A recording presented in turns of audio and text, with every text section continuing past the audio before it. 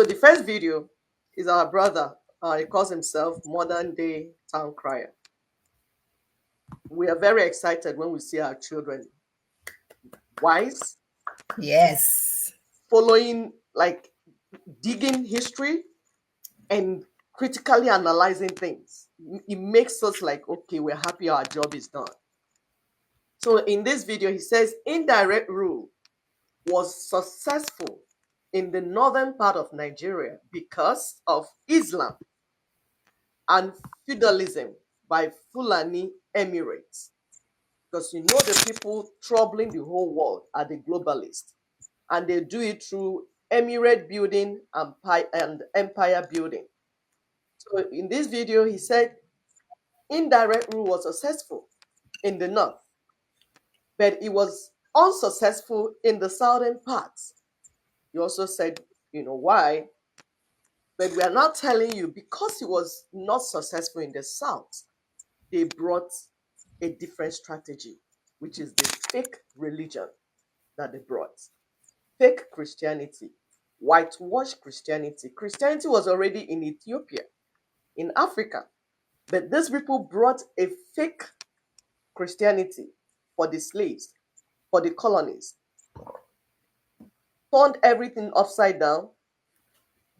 Why? So that they can steal your resources. They will get you brainwashed, like my sister said. You're not able to critically analyze anything, and they take all your resources. So you sit down waiting for sweet by and by, and then they'll come and zap all that you have. That's what has been happening. So let's listen to our brother. Thank you.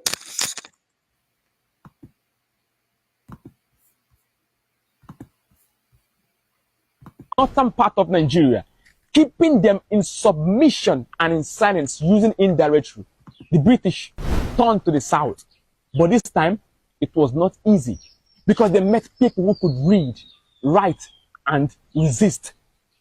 The gun met with a pen. They met people who did not see their king as supernatural leaders, and that changed everything.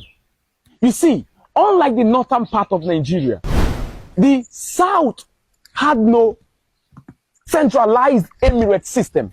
Instead, it was a patchwork of independent ethnic nations like the Igbo Republic. Some call it Igbo, IBO. No, it's not Igbo, it is Igbo, IGBO. Call them that. The Igbo Republic, the Yoruba kingdoms and the Ijaw communities. And these independent ethnic nations had decentralized systems of governance. And because of that, the British had no king to control. That made indirect rule difficult to exist. But the British, being British, did what made them British. And what was that? They created a system. They created their own kings, called them warrant chiefs, gave them power and authority to collect taxations from the people. But guess what?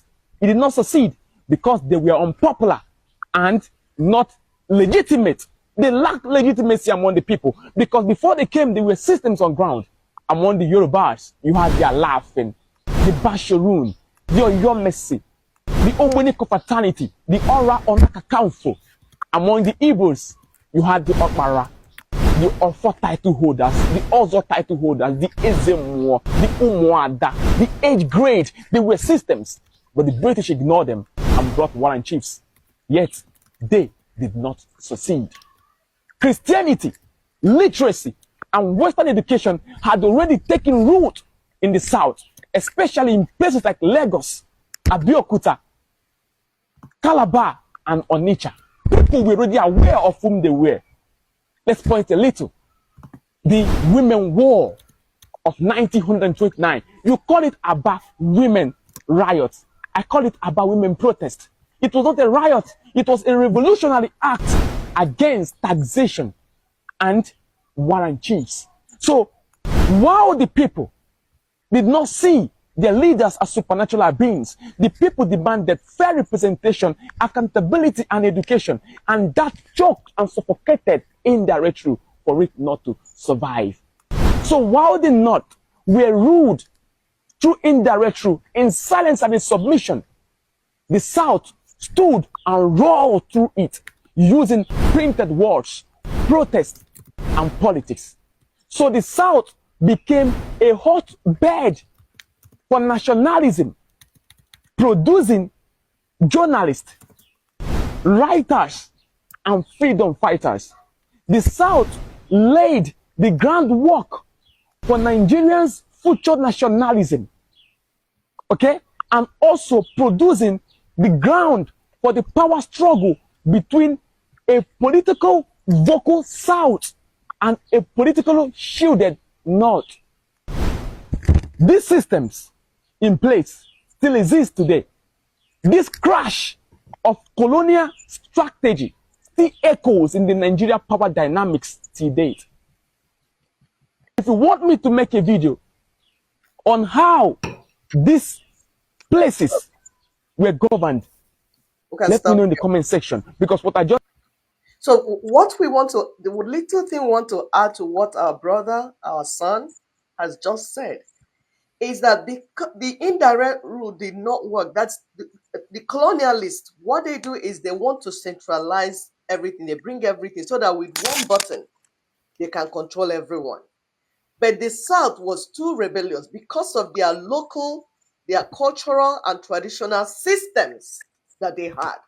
So in order to defeat that cultural system and beat them into submission, Christianity was introduced. That's why you see that all the Christianity was attacking in Igbo land and in Yoruba land is the custom and the tradition of the people. And that's what we're saying. The fake Christianity is nothing but to brainwash you and beat you into submission. That is why neocolonialism continued to today. And we are saying it's time up for colonialism and neocolonialism, plus their foreign god, foreign idols that they brought to brainwash our people and to conquer our people. Divide and conquer has always been the tool. And that is what Christianity is all about. Thank you.